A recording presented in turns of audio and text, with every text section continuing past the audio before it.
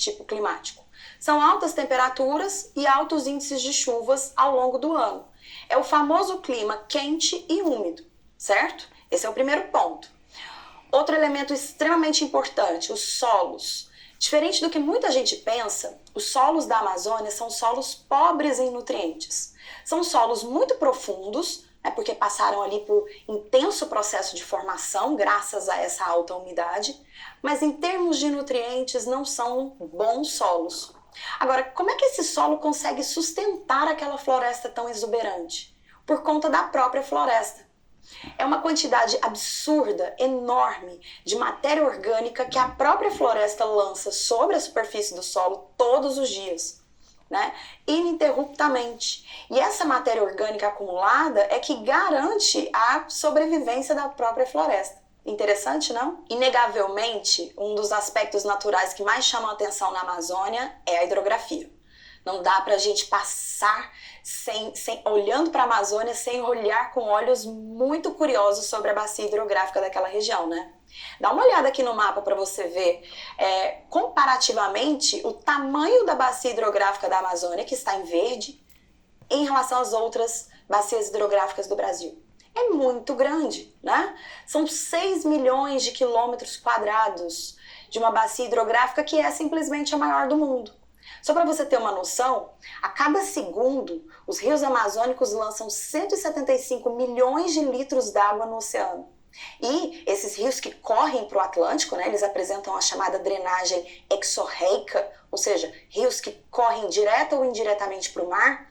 Ao desaguar no Atlântico, a área é tão grande que ali gera-se inclusive uma ilha, né? A ilha de Marajó. Essa abundância de água doce, claro, né, abastece as cidades, abastece as indústrias da região, abastece sistemas de irrigação, mas além disso, a bacia hidrográfica amazônica é amplamente utilizada para a produção de energia elétrica e também ela serve como importantes vias de transporte. Sabia que a maior parte das grandes cidades da região norte, da região da Amazônia, são interligadas através dos leitos dos rios? É a região no Brasil, inclusive, que mais utiliza o transporte fluvial para o transporte de pessoas. É muito comum naquela área. Então, esses rios têm uma função social também muito importante, né? Além das funções clássicas que todos os rios em quaisquer lugar do mundo vão apresentar. Bom, queridos, e chegamos à vegetação, né, o fator mais chamativo da paisagem. Quer dizer, quando a gente olhar para a região da Amazônia, que nós vamos ver, né, o que vai nos saltar aos olhos, a vegetação. A vegetação é um dos elementos mais importantes dentro de um bioma. E no caso específico da Amazônia, pela sua exuberância, de fato é um elemento muito marcante. A floresta equatorial amazônica é a maior floresta equatorial do planeta. Pois é, estamos aí mostrando Amazônia é a maior reserva florestal do mundo, maior bacia hidrográfica do mundo, ou seja, o pulmão do mundo. Mas, no entanto, pela degradação ambiental, as intempéries da natureza, sobretudo as ações antrópicas, está levando a bacia amazônica a degradação tamanha que já há um começo, o ano passado, o rio Amazonas baixou o nível na sua vazante em 12 metros, 2023. 2024, segundo estudos e pesquisa, vai ficar pior. Isso é um prenúncio do apocalipse do planeta Terra, do clima do planeta Terra. Então, devemos todos nós observarmos, conscientizarmos disso para enfrentar essa realidade nua e crua. Assistimos aqui agora o documentário que vem mostrar que esse ano, 2024, vai ser a degradação, o desnível, a vazão do rio Amazonas pior do que do ano passado. Vejamos.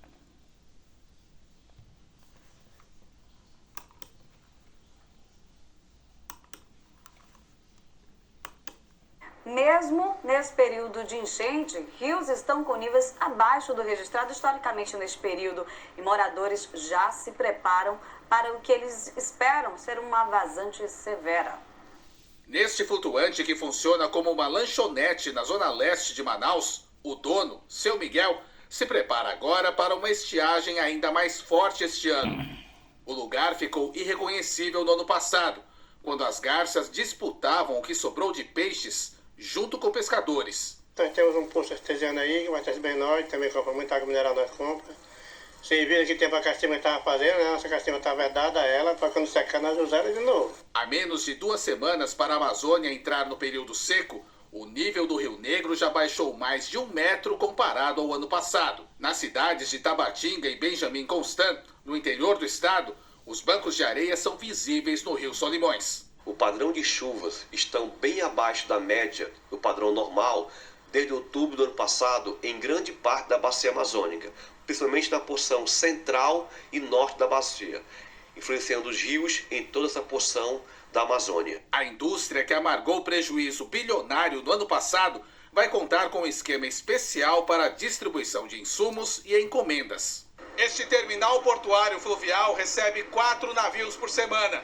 No período de seca, caso fique impossível a navegação de grandes embarcações, será montado um porto fluvial na cidade de Itacoatiara, a 270 quilômetros de Manaus. Lá, balsas vão receber os contêineres e trazê-los para a capital. Nós estimamos levar em torno de 90 funcionários. Temos todo um planejamento de segurança de trabalho e a gente vem trabalhando basicamente desde fevereiro do ano para tratar isso daí com uma tranquilidade. A dragagem dos rios é outra medida que vai garantir que as embarcações mais pesadas naveguem sem encalhar. Cada empresa muito particularmente vai fazer a sua solução logística. Alguns trarão estoques um pouco antes, os outros moverão para um pouco depois. Então há uma diversidade de soluções, mas a tônica é o pior caso possível, é o pior cenário possível de 2 meses de seca. Mas a maior preocupação agora é com a população ribeirinha, que mais sofreu com o isolamento. O alerta é para estocar água e alimentos. A Defesa Civil já começou a distribuir filtros e caixas d'água. A gente está falando de um cenário crítico que está se avizinhando. E um dos problemas que nós tivemos ano passado, entre outros, foi o do isolamento. Então nós estamos com uma preocupação muito grande, principalmente com as pessoas mais vulneráveis, com as pessoas mais suscetíveis e principalmente com os ribeirinhos. Porque nós temos em torno de 4.547 comunidades ribeirinhas dispersas no estado. Nós estamos falando de 600 a quase 700 mil pessoas que moram em área. Tá aí. A vazante de 2024, esse ano, está sendo pior do que vai ser, pior do que 2023. A realidade nua e crua, que está se iniciando o prenúncio do clima da Terra, ou seja, do apocalipse do clima da Terra.